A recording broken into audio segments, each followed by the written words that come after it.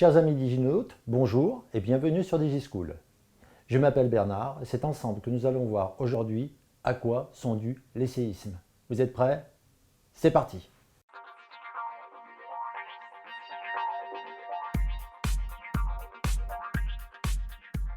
À l'origine, un séisme naît d'une faille. Certaines d'entre elles sont très connues, comme la faille de San Andreas aux États-Unis.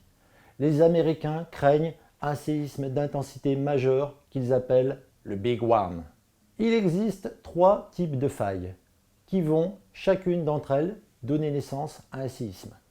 Les failles normales, les failles inverses et les failles coulissantes. Regardons dans le détail comment elles fonctionnent. Voici des exemples de failles normales. Comment fonctionnent-elles? Pour qu'il y ait une faille normale, il faut qu'il y ait des forces d'extension qui vont écarter les deux blocs. L'écartement de ces deux blocs va entraîner la chute d'un de ces blocs. Illustré par cette photographie-là.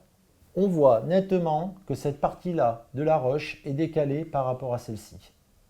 C'est une faille normale.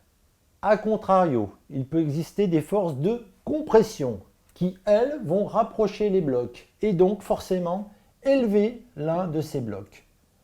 C'est l'objet de cette image qui nous permet de voir cette faille inverse vue de face.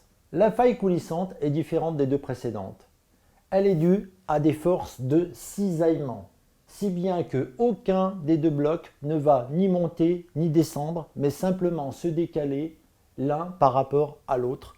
C'est l'objet de cette photographie où l'on voit nettement que cette partie-là de la route est partie dans cette direction et l'autre dans la direction inverse. Les séismes peuvent être également provoqués par des plis. En effet, contrairement aux idées reçues, la roche peut plier.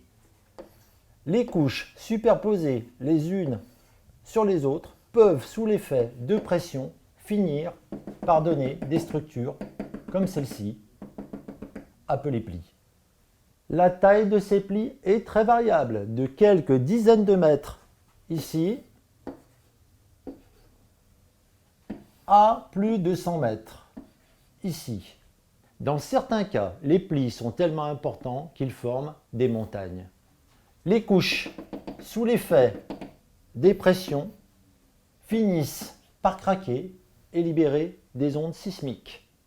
Si l'on regarde plus précisément ces failles dont on a parlé précédemment, le séisme naît au point de rupture de la roche. Ce point de rupture est également appelé foyer ou hypocentre. C'est de là que vont partir les ondes sismiques qui, elles, vont être responsables des secousses que nous avons vues et que nous constatons notamment sur les bâtiments.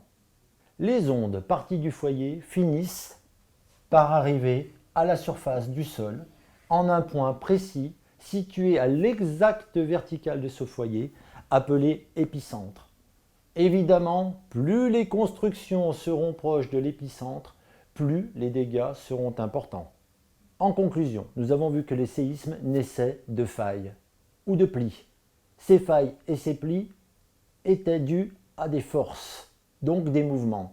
Il nous restera à voir d'où viennent ces mouvements. That's all, folks, pour aujourd'hui. Merci d'avoir regardé cette vidéo. N'hésitez pas à vous abonner à notre chaîne, laissez-y vos commentaires et à bientôt sur DigiSchool.